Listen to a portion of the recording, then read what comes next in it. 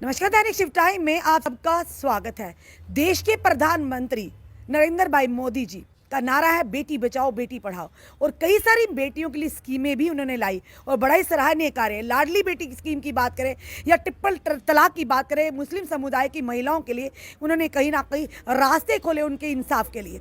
पर वहीं दूसरी तरफ आज देश की पहलवान बेटियां जो देश का गौरव है, जिन्होंने देश का नाम रोशन किया है, आज जंतर मंतर में पिछले 5 दिन से प्रदर्शन कर रही हैं अपने अधिकार की मांग को, क्योंकि उन्हें यौन शोषण का इल्ज़ाम लगाया है जो भारतीय जनता पार्टी के यानी के सांसद है जिनका नाम है ब्रिजमोहन, उन पर, और कई सारे लोग उनके समर्थन में वहां पर उतरे हैं। पर मजाल है कि कोई भी महिला मोर्चा चाहे वो किसी भी पार्टी का हो, मजाल है वो उन बेटियों के लिए बाहर आए। अगर प्रधानमंत्री जी कहते हैं बेटी बचाओ बेटी पढ़ाओ, और इसी का सवाल हमने भारतीय जनता पार्टी के प्रदेश अध्यक्ष रविंद्र रैना जी से भी किया था, पर उन्होंने साफ तौर पर कहा मैं जम्मू कश्मीर का प्रदेश अध्यक्ष हूँ, तो केंद्र में सरकार किसकी है? ये बड़ा सवाल है। वो बेटियां कहाँ से आई हैं? क्या वो देश की बाहर की बेटियां हैं? चलिए इसी विषय पर बात करने जुड़ चुके हैं हमारे साथ सनी काचिप जी। सनी जी, फिर से आपका स्वागत है। जी बहुत बहुत शुक्रिया। सारे घटनाक्रम को किस तरह से लेते हैं?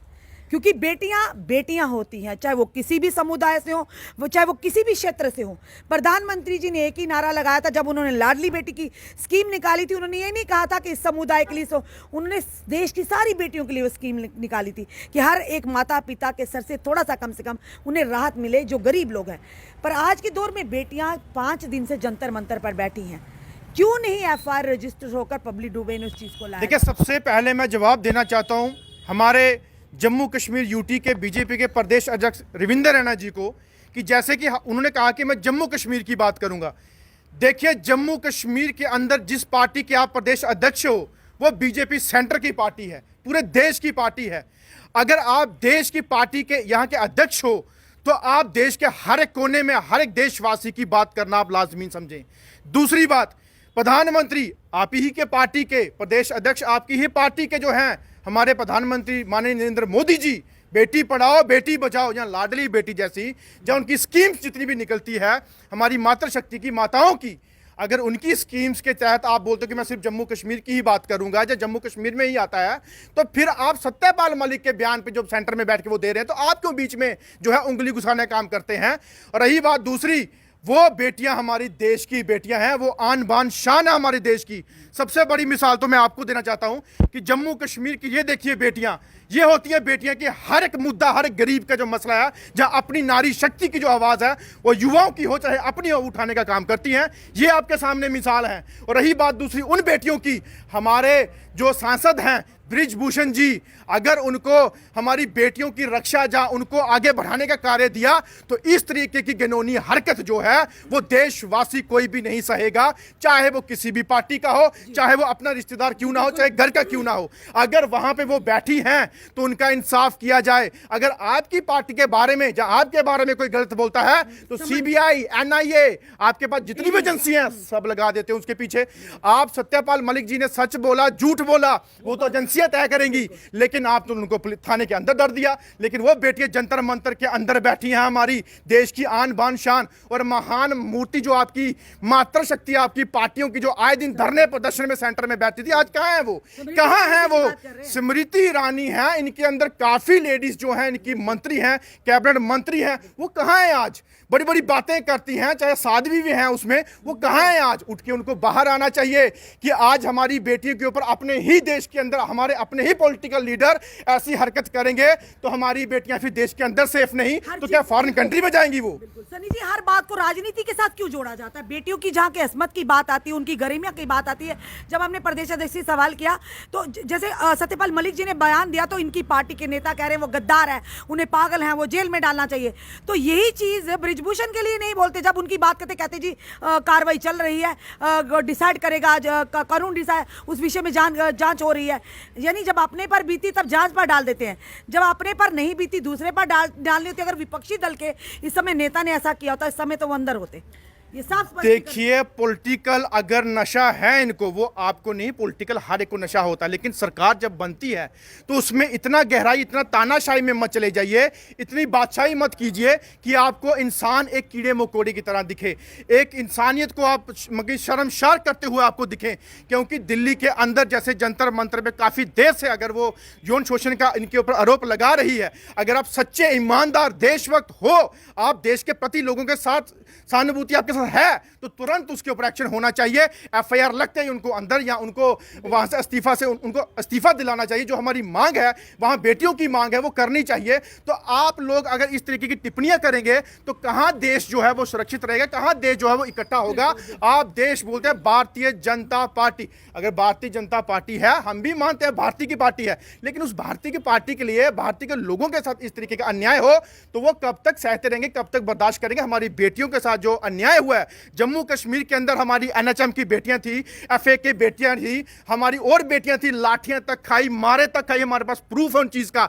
ये बेटियां पढ़ाओ बेटियां बचाओ का नारा आप लगाते हो। अगर हमारी बेटियां इस तरीके से असुरक्षित हैं जम्मू कश्मीर या पूरे हिंदुस्तान के अंदर, तो फिर बेटियां पढ़ाने वाला नारा बंद कीजिए। यहाँ पे गुन्नी बार बार गाय। बिल्कुल। आज के दौर में सनी जी, आवाज कौन उठाएगा? ये सबसे बड़ा सवाल हम कह रहे हैं। आज मीडिया को भी दबाने का प्रयास किया जा रहा है। ये कड़वा सच्चा हर एक को जानना भी जरूरी है। कभी हम अगर सरकार की नीतियों के खिलाफ अगर आवाज उठाते, जनता की आवाज को सामने लाते, सवाल करते हैं, तो जितने भी ऑफिशियल पेज है उनमें स्ट्राइक कर दी जाती है, उन्हें रिपोर्ट कर दी जाती है, और उसके बाद अन्यथा थ्रेटिंग आई जाती है। कल हमने एक रविंद्र राणा जी का इंटरव्यू किया था फायर एंड इमरजेंसी सर्विस के जनता के मुद्दों को, डेली वेजर को लेकर। तो एक महारथी नीचे लिखते हैं उन्हीं की आईडी पे, रविंद्र राणा जी के, she is not a reporter, she is anti nationalist. यानी अब इनके जो गुर्गे, हम कहेंगे गुर्गे ही कहेंगे, जो गुर्गे हैं, ये अब सर्टिफिकेट बांटते फिर रहे हैं। जो सरकार से सवाल करेगा जनता के हित का, उसको कहेंगे एंटी नेशन है। तो क्या लगता है अब सर्टिफिकेट की इनसे जरूरत है? ये बड़ी शर्म की बात है। इस तरह की चीजें आप पत्रकारों के लिए भी, यानी यही डिसाइड करेंगे कौन एंटी नेशन है, कौन देशभक्त है। इन्हीं से सर्टिफिकेट लेना जरूरी है। देखिए, अपना धर्म, अपना कर्म, अपना फर्ज वो खुद इंसान करेगा, ये कोई दूसरा नहीं तय करने वाला। हम अच्छे हैं तो उसका सर्टिफिकेट हमें ऊपर वाला देगा, या हम खुद देंगे और अच्छे इंसान देंगे। अगर किसी को लगता है हम किसी के खिलाफ बोल रहे हैं, वो किसी के खिलाफ नहीं, देश हित के लिए बात कर रहे हैं। अगर आपकी सरकारें हैं तो क्वेश्चन भी आपसे करेंगे, आंसर भी आपसे करेंगे, हाथ भी आगे आपके आगे जोड़ेंगे और आपसे ही आपके खिलाफ नारे लगाएंगे अगर यहां पे गलत होगा। जब आपकी सरकार यहां नहीं रहेगी तो आप रोडों पे इस तरह से बिलखेंगे जैसे छोटा बच्चा काफी ना मिलने पे रोडों पे लेटता है, वैसे आप लेटोगे जैसे आपके लेटते थे पहले। आज वो गायब है, सारे अंदर घुसे हुए हैं, लेकिन आज उनको देश के लोग नहीं दिख रहे। और मुझे बताइए, बता दीजिए कौन सा ऐसा ऑफिस है यहाँ पे बेटी पढ़ाओ बेटी बचाओ के जो है काम होते हैं? कहाँ पे हमारी बेटियों की सुरक्षा की बात होती है? ऐसा कोई ऑफिस है आपके पास? एक भी ऑफिस खुला है इसकी चीज के लिए जहाँ कभी काम हुआ? वहां पे सिर्फ बातें बातें बातें, जुमले बातें जुमले। अब कितना सहेंगे ये जम्मू कश्मीर की पब्लिक? जी आपको इलेक्शन में पता चलेगा, एक बार होने दो, उसके बाद बताएं। धन्यवाद। ये थे हमारे साथ सनी कांचीप जी, जो जिस तरह से हमारे देश की पहलवान बेटियां जंतर मंतर पर पिछले 5 दिन से प्रदर्शन कर रही हैं।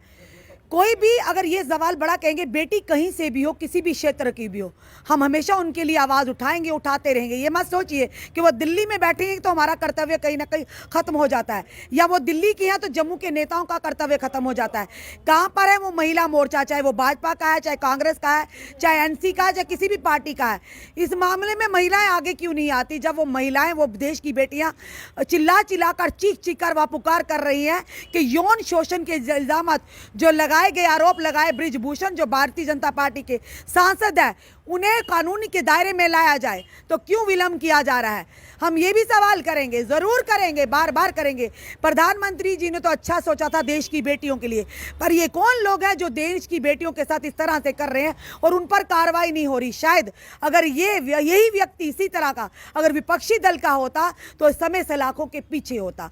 आखिर क्यों विलंब किया जा रहा है? पूरा देश आज उन बेटियों के साथ खड़ा है, और वो बेटियां चीख चीख कर चिल्ला चिल्ला कर ये कह रही, उनके माता पिता ये कह रहे हैं आने वाले समय में कौन माता पिता अपने बेटियों को इस तरह खेल कूद में भेजेगा ताकि वो देश का नाम रोशन करे। एक बहुत बड़ा प्रश्न चिन्ह है, क्या उन बेटियों को इंसाफ मिल पाएगा जो पिछले 5 दिन से जंतर मंतर पर जो पहलवान बेटियां हमारी जो देश का नाम रोशन करती हैं, हम दमखम के माध्यम से अपना कर्तव्य दिखाकर अपने देश के झंडे को हमेशा ऊंचा किया, आज वही बेटियां गुहार लगा रही हैं जंतर मंतर पर, तो क्यों नहीं हो रही सुनवाई?